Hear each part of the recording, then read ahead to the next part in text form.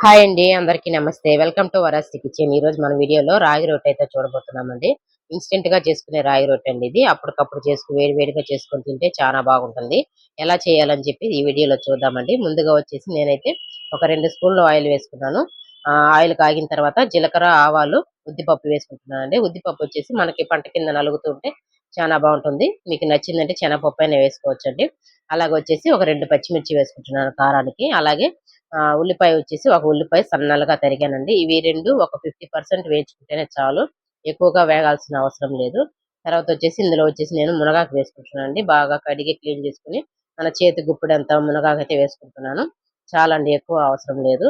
ఇవన్నీ కొంచెం బాగా ఫ్రై అయితే చాలు. ఎక్కువ ఉడకాల్సిన అవసరం లేదని చెప్పాను కదా! తర్వాత వచ్చి ఒక సాల్ట్ కొంచెం ఒక స్పూన్ వేసుకున్నామంటే కొంచెం ఆ తర్వాత వచ్చేసి ఆహ్, స్టవ్ ఆఫ్ చేసేయాలండి. ఆ తాలింపు అనేది ఆరిన తర్వాత పిండైతే కలుపుకున్నాము. పిండిలో వచ్చేసి నేను సొద్ద పిండి సగము, అలాగే రాగి పిండి సగం అయితే వేసానండి. ఈ 2 పిండిలు వేసి కలుపుకుంటున్నాను.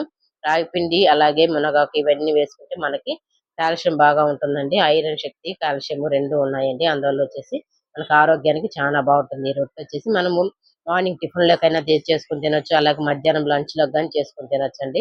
నేనైతే మధ్యాహ్నం లంచ్‌లోకే రెడీ చేస్తున్నాను.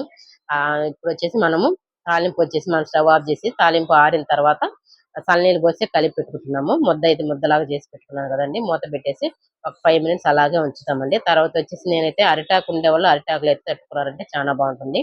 నేను ఒక కాటన్ క్లాత్ మీదే తడుతున్నాను.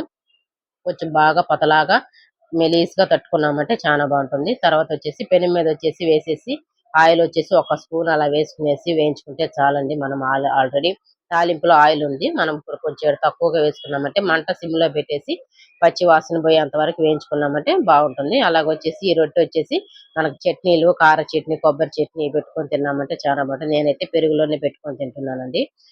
చపాతీ సూపర్‌గా వచ్చిందండి రాగి రొట్టి. ఓకే ఫ్రెండ్స్, వీడియో గాని నచ్చిందంటే ఒక లైక్ ఇచ్చుకోండి. నెక్స్ట్ వీడియోలో కలుద్దాం. బాయ్.